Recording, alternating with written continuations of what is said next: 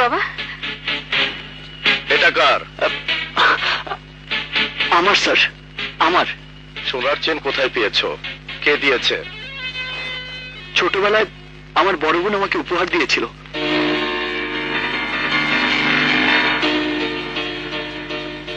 মুন্না, তুমি কিন্তু বলেছিলে তোমার কেউ নেই, তুমি একা।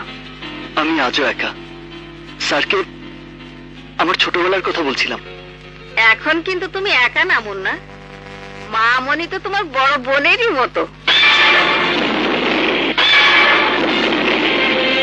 বুয়া, তুমি রত্নাকে সেই ছোটবেলার থেকে বড় করেছো, তাই রত্নাকে নাম ধরে টাকার অধিকার আছে বলেই এই নয় যে মুন্না রত্নাকে বড় বোন মনে করবে। আবার কাউকে ভালো চোখে দেখার মানে এই নয় যে গোলাম মেম সাহেবের ভাই হবে।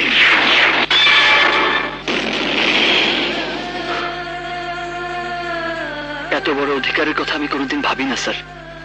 আমি খুব ভালো করে জানি আমি কে, আমার অধিকার কতটুকু। হয়তো বুয়া মনে করেছে আমি একা বলে আমার বুকে অনেক কষ্ট, তাই মেম সাহেবের প্রতি অনেক বড় অধিকার নিয়ে আমাকে গোলাম থেকে সাহেব বানাতে চেয়েছে। কিন্তু বুয়া জানে না স্যার, গোলাম গোলামি থাকে, কখনো সাহেব হয় না।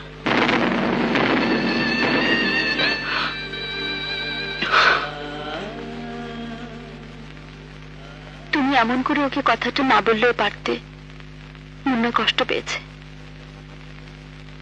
Son of a bitch!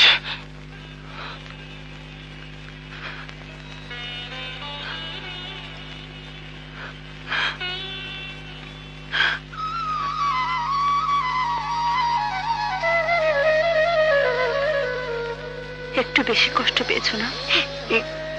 না মেম সাহেব, হঠাৎ করে আমার বড় বোনের কথা মনে পড়েছে তো, তাই। তোমার বড় বোন বুঝি মারা গেছেন? না মেম সাহেব, এই কথাটা বলবেন না। আমার বড় বোন হারিয়ে গেছে। হারিয়ে গেছে?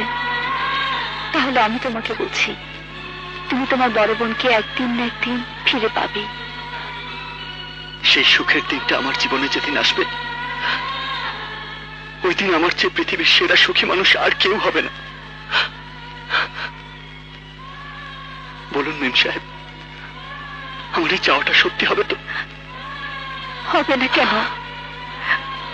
তোমার এই চোখের পানি মিথ্যা হতে পারে না। আমি তোমার জন্য আল্লাহর কাছে রোজা রেখে বলবো, আল্লাহ যেন তোমার চাওয়া পূরণ করে।